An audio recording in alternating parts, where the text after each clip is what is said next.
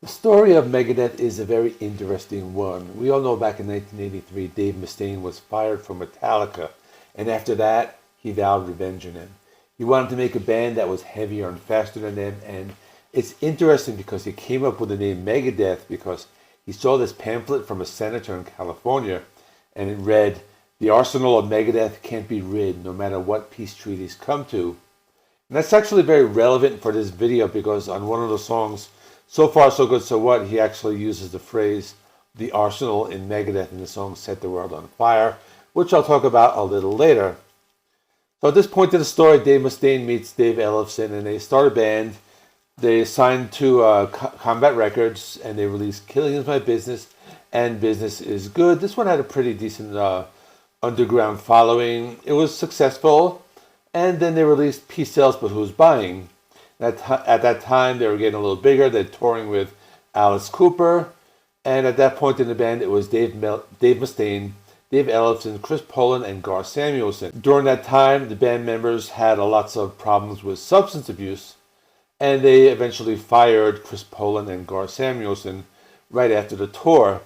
So this leads us to So Far, So Good, So What, released on January 19th in 1988 on Capitol Records. This was actually one of the first CDs. I think the first Megadeth CD that I bought when it came out new. This is my original Combat CD booklet from 1988. And this is definitely a great album. So at this point, the band needed to replace a few members. So on drums, they got the drum technician. His name is Chuck Beeler. And they had to look for a guitarist. So they went with this guy called Jay Reynolds. He was from the band Malice, but he wasn't really committed to the band. So they eventually went with his guitar teacher, and his name was Jeff Young. And what's interesting because this is like a one-and-done Megadeth lineup. It makes it very unique because after that they released Rust in Peace, and that one had that classic lineup with Marty Friedman and Nick Menza. And then they would do, I think, another like 4 albums after that with this lineup. But with this lineup, it's just this album. I think it gets overlooked. It was released right between 2 of their biggest albums, Peace Sells and Rust in Peace. Short album, 35 minutes, but I think it has a very unique sound. Doesn't sound like any of their other albums, and I think it's kind of underappreciated. It's also interesting that they start with the album with an instrumental called Into the Lungs of Hell. It's a very good way to start the album. It's just pure like guitar shredding. I like the guitar tone. It has like this powerful and robotic feel to the guitars, and I like that a lot. And Set the World on Fire is the next song. It's about nuclear war.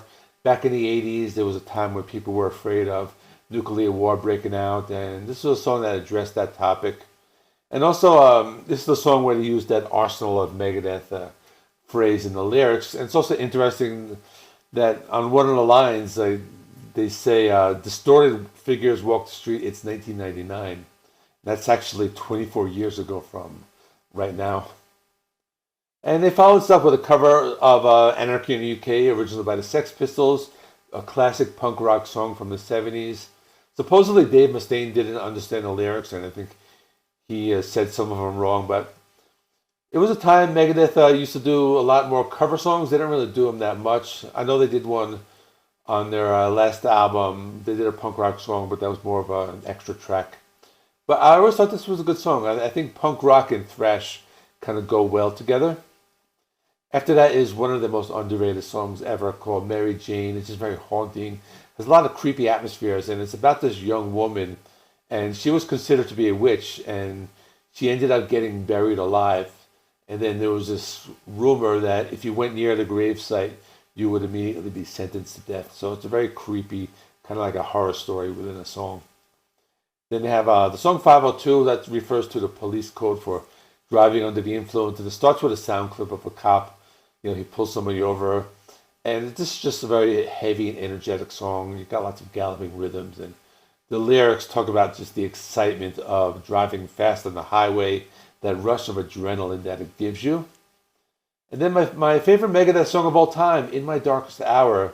It's a dark and haunting ballad. Dave Mustaine wrote this about a former girlfriend of his. It was one of those, like, she's just not into you kind of things. But what's interesting is that Dave Mustaine wrote this after finding out that Cliff Burton had died. And even though the song is not about this, Dave was able to channel all of these emotions and put it into the song. I think that's why he created one of the greatest Megadeth songs ever. They named the song Liar. It attacks the former guitarist Chris Poland. They thought he was like stealing equipment or something like that. You read the lyrics, they're completely bashing this guy. And I'm not going to read them on screen because my channel will probably get canceled. I recommend going back and like looking at the lyrics to this album with Hook and Mouth. And this was written at a time when heavy metal was this like big and scary thing.